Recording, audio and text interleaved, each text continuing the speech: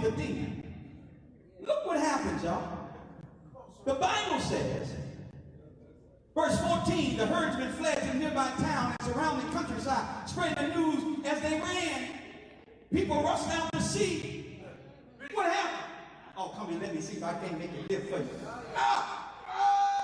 They tell me there's a big slim down there in West Oakland who decided he's going to deal with the children. But he used to be a preacher, now he's a preacher. They tell me they got that other fellow over there who's just high and mighty and always holding a sign talking about save our kids. But they tell me he used to be on cocaine. They tell me they got some deacons in there that used to, that's praying and talking about Jesus now. But them niggas used to have the bag. Oh, did I say it? I'm sorry. They used to have the bag and they was doing all of that, but now they in church talking about Jesus. The Bible says they ran to see. And when they came, watch this. The Bible says when they saw the change in the man, they were afraid. They got scared. Why? Because as long as a man don't know who he is, he can be manipulated. As long as a man don't know who he is, he can be fooled. But when you know who you are, people get afraid of you.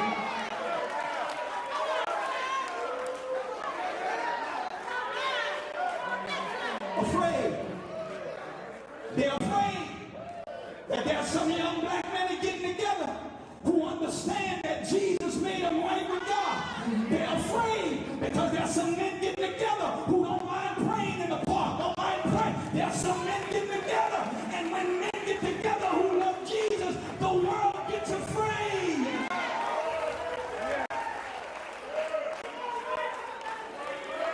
I dare you to give somebody a high five, say, neighbor, they might as well go on and be scared, neighbor. Because we coming. We coming.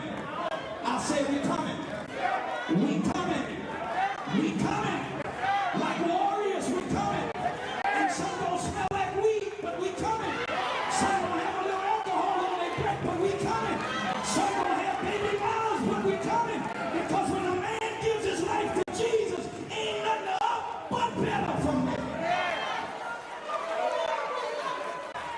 Give somebody a high five and say we coming. Tell them, say we coming. Where you going, Bishop? We're going to the hedges and the highways to let other men know that your issues is not your identity. What you've been through doesn't define you because God brought you out. Help me preach this, shake your neighbor's hand, your neighbor. This brother can't get right. Brother can't get right. But something happened to him. He meets Jesus. Wait a minute. And the Bible says when they saw. Come on with it, boy. You meet Jesus. His life was tore up from the floor. He didn't care about nobody but himself. Left all his family and friends, doing his own thing. But when he meets Jesus, man, I wish I could tell you, Jesus wanted to meet this man. Jesus wanted to meet him so bad, Reggie, he put the whole church in a storm. Jesus wanted to meet this man so bad that they go through a storm to get to where this man is. And when Jesus gets finished with the man, watch the things that happen. Before he met Jesus, he's running up and down. After he met Jesus, he's sitting. Before he's met Jesus, he's running around naked. Oh boy, I wish I was his brother. Right? He's running around naked. You know that means he ain't got no control. He's doing whatever, whenever. Man, I wish I could say it like I wanted to. I mean, I'm spraying seed all over the place. But when he meets Jesus, he got some trouble. But not only, watch this, when he meets Jesus, before he meets Jesus, he's in the tomb with a messed up mind. But when he meets Jesus, he's sitting down, clothed, and in his right mind.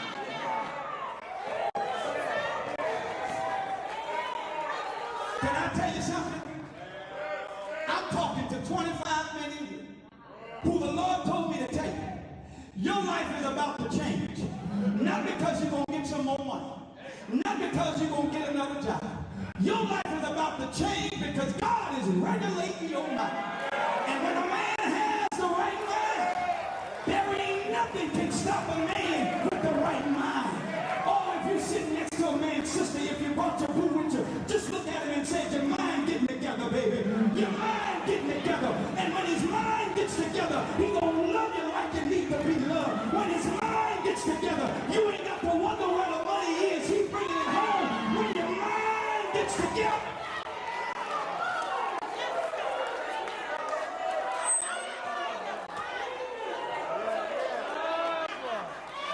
I got any brothers here whose mind getting together? I got any brothers here who can attest to the fact, Bishop, if you ain't got one witness, you got me. I was like that man in the tombs, didn't care about myself, but I met Jesus one day. And God knows since I met Jesus, I ain't perfect, but I'm a whole lot better. I'm going to say it again. Since I met Jesus, I ain't perfect, but I'm a whole lot better.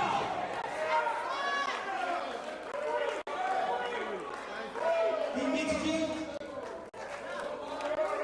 Daddy meets Jesus. They came to see.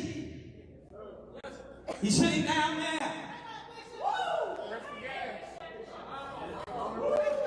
We're suggesting he's learning now. But he's not always learning. But he's a right mind.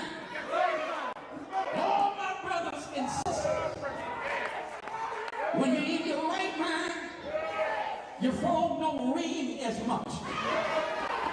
When you're in your right mind, they don't ask you to come out like they used to. But he's in his right mind. I gotta go now, y'all. But the Bible says that when he got in his right mind, Jesus is getting ready to leave. Man says, Jesus, you've been so good to me. I don't get it. He said, you've been so good. Hallelujah. I feel my help. He said, if you don't mind, can I go with you? And this is an interesting response. Because the man wants to go with Jesus, Fred. Now, who don't want to hang out with Jesus? He feeds the hungry. He gives sight to the blind. He raises the dead. He gives deliverance. The man said, Jesus, I want to go with you. Jesus tells the man, no. Yeah. Yeah. Yeah. Yeah. No. Yeah. Yeah. Yeah. Jesus, Hello. you help me. Come on, boy. I won't go with you. No. Why can't I? Say, here's what I need you to do. I need you to go home. Y'all listen. I need you to go back to the folk who knew you left them. To the folk who knew you was crazy. To the folk who knew you really didn't care about it. Go back and tell them what I did for you. You see, too many of y'all are trying to hide the testimony. You gotta learn how to tell your story.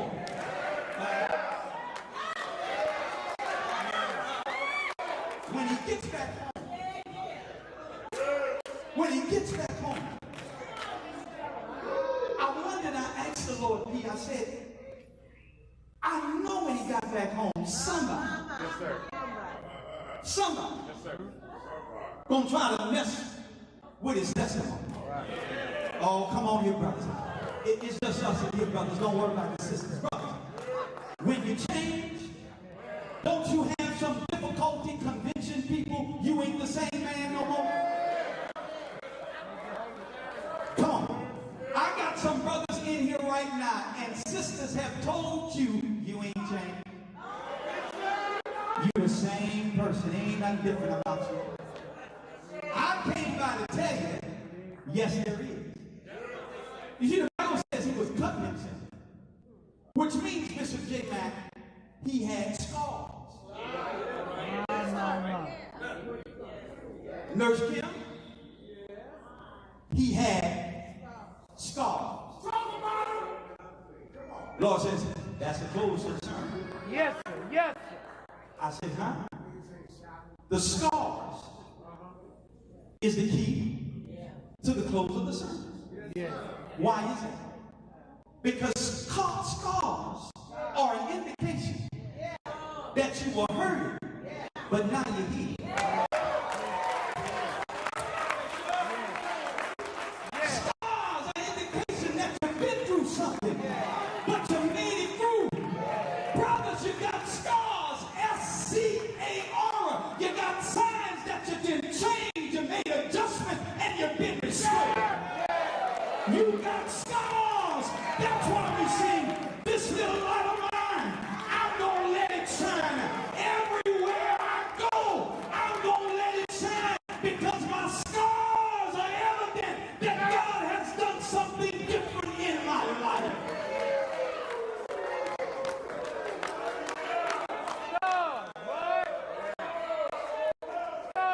You know what your scar is? You remember that time you spent a little time in jail?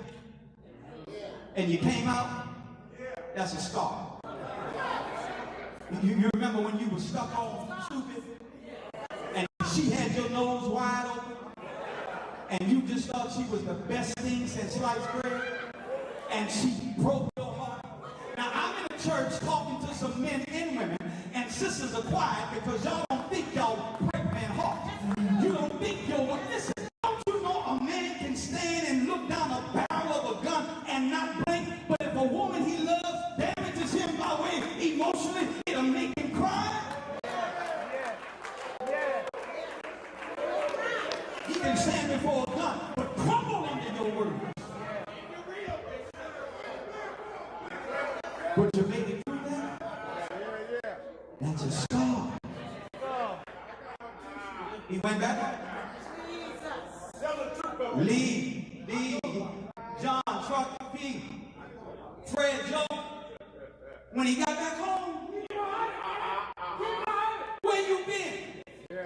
Because you know, whenever God do something for you, folk can't be excited about where you are. They always want to know where you been. Where you been? You know, now somebody started, I'm going to use a New Orleans term, somebody started shoo-shooing. Somebody had to be saying, you know, girl, that's that one. That's what they say. That's what they say. That's the one that was in the tombs. That's the one who used to sell dope. That's the one who used to run the women. That's the one that was always drunk. That's the one every time you saw him, he was high. Well, what happened? Child, they tell me he met Jesus. And ever since he met Jesus, he's been running and telling everybody. Goodbye, y'all, I'm finished. He's been running and telling everybody about the change that has happened. And I'm wondering if I can just get some men in the building who can stand on your feet, lift up your hands, and say, what a wonderful change has come over me. Ever since I met Jesus in my life, is there anybody here that knows you've been changed? I've been changed. I've been born again. I'm not all I ought to be, but I ain't what I used to be. Come on, sisters, you can join in. Lean over and tell your sister, say, girl, I was once this, but because of Jesus, I'm a brand new creature. Shout yeah! Shout yeah!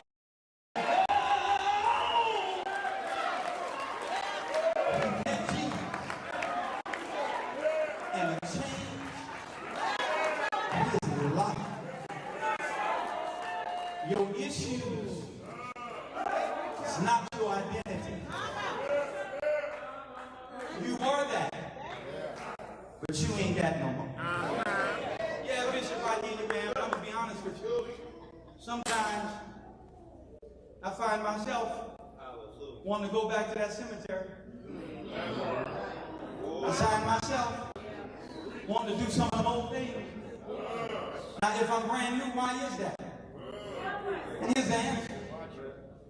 Because there is a certain thing that's called withdrawals.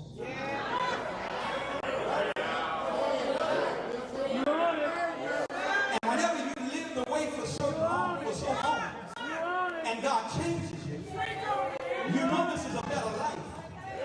But you have withdrawals. A relapse. And if by chance you've had a relapse, I got good news for you, man. If by chance you've had a relapse, all you got to do if you backslid is just slide on back. Turn to them and say, it's okay if you fall. Just because you slip don't mean you got to slide. You can come on back. That's what happens in Mark chapter 5. This man was messed up. But he met Jesus. And his life changed. I am talking to a bunch of men whose life is getting better. Whose life is changing. And the word of the Lord, brother, is tell somebody. Tell somebody. Man, the change that God has brought in you. Come on, let's give God a hand.